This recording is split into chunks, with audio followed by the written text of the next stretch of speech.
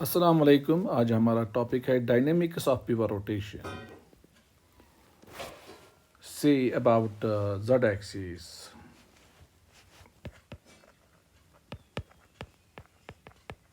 Rotation किसी भी axis के अराउंड हो सकती है, तो हमने बोला अबाउट जेड एक्सिस। तो पहली बात जो है यहाँ हमें समझनी है, what is pivot rotation. Why we say pivot rotation, why not simply rotation. Pivot rotation का मतलब क्या है? पिवट रोटेशन मीन्स कि जो हमारा एक्सिस है, पिवट रोटेशन का मतलब है कि जो एक्सिस है, axis is rigidly mounted and cannot translate।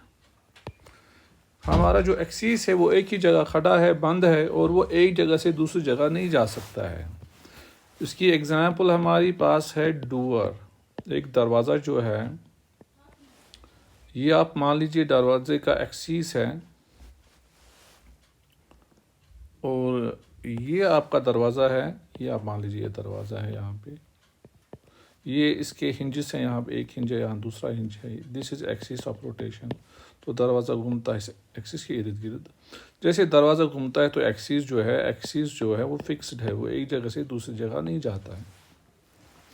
अगर आप एक क्लॉक को लेंगे या वॉच को लेंगे, उसमें आपकी जो सुइयाँ होती हैं से और नीडल जो होती हैं, ये रोटेट करती हैं, और यहाँ एक्सिस जो है वो भी वर्टिकल एक्सिस इसके परपेंडिकुलर में, इस वॉच के प्लेन के परपेंडिकुलर में होता है, ऊपर की तरफ।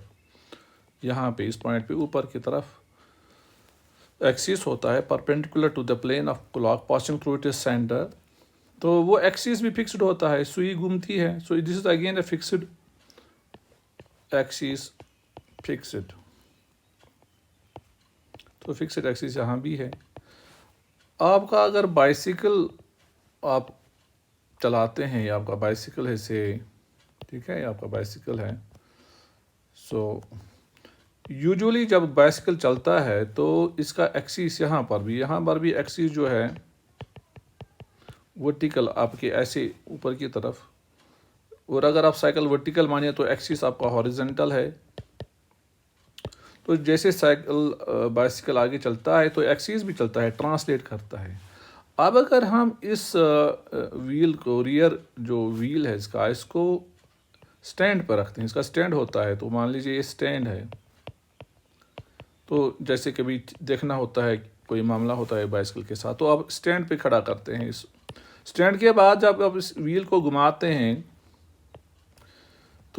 आप व्हील को, तो इसका एक्सिस एक ही जगह पे रहता है। उस वक्त ये फिक्स्ड एक्सिस रोटेशन हो जाती है। तो सिंपल बात में कि जो फिक्स्ड एक्सिस रोटेशन होती है, उसमें आपका एक्सिस जो है, आपका जो एक्सिस है वो रिजिडली माउंटेड है, यानी वो इधर उधर नहीं जाता है, और कैन नॉट ट्रांसलेट, वो आगे नहीं जाता है, ट्रांसलेट नहीं करता है। तो ऐसे रोटेशन को हम फिक्स्ड एक्सिस रोटेशन कहते हैं। तो अब हम इस रोटेशन को स्टडी क्यों करते हैं?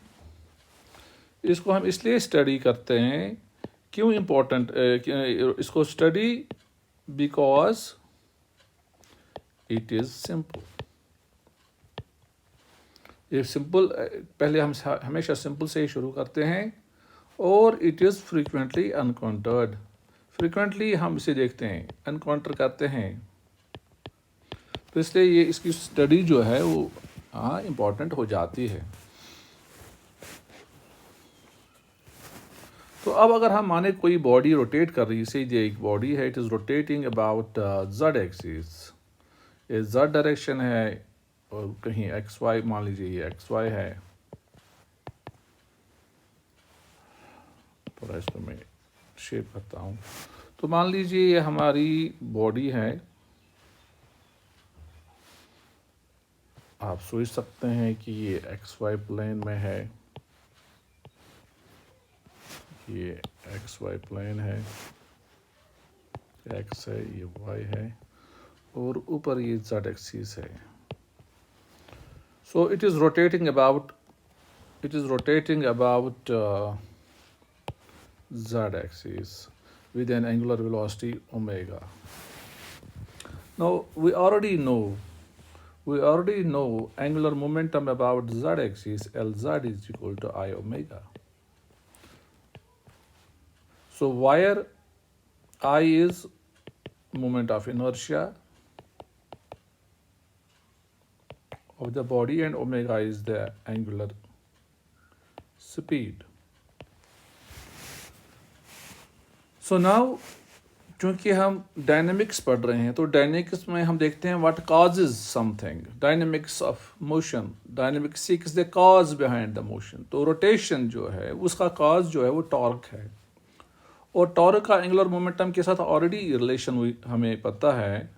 We know torque is equal to rate of change of angular momentum for a body, why tau is total or net external torque। तो इसका अगर हम z कंपोनेंट देखें, ये तो टॉर्क वेक्टर इक्वेशन है, इसके हम कंपोनेंट्स देख सकते हैं x y z में। तो इसका z कंपोनेंट जो है वो हम लिख सकते हैं tau z is equal to d l z by d t. तो l का z कंपोनेंट, यहाँ टॉ का z component. So now we can write d by dt for Lz we can write is I omega. In fact यहाँ जो I है ये I भी है moment of inertia about z axis, हम लिख भी सकते हैं। This is moment of inertia about z axis and this is a constant. So Iz d omega by dt. So tau z is equal to Iz. Now this is rate of change of angular velocity, this is called as angular acceleration. So we have this equation, tau z is Iz alpha, where alpha is rate of change of angular velocity, is called as angular acceleration. इसका unit है omega का है radiance पर second, तो alpha का unit जो है it is radian पर सेकंड स्क्वायर। एनीवे, चूंकि यहाँ पर हमारी जो रोटेशन थी अराउंड z एक्सिस, ये जरूरी नहीं कि rotation would be around, it can be rotation can be along around any axis. So in general we can write torque is equal to I alpha. अलबत्ता इसमें एक चीज़ ख्याल रखना है, जिस एक्सिस के अराउंड हम टॉर्क देखते हैं उसी एक्सिस के अराउंड हम मोमेंट ऑफ इनर्शिया भी देखते हैं। So moment of inertia and torque are measured with respect to the same axis. So ये हमारी इक्वेशन है, dynamic equation of rotation, pure rotation. तो प्योर रोटेशन में ऐसा हमारी इक्वेशन का डायनामिक्स है कि अगर हम बॉडी पे टॉर्क अप्लाई करते हैं तो टॉर्क प्रोड्यूस, जिसमें अहम बात है, torque is the cause and it produces acceleration. So torque acting on a body produces angular acceleration. So torque is the cause, angular acceleration is the effect. So cause and effect हम यहाँ पे देख रहे हैं। इसकी एक और जो हम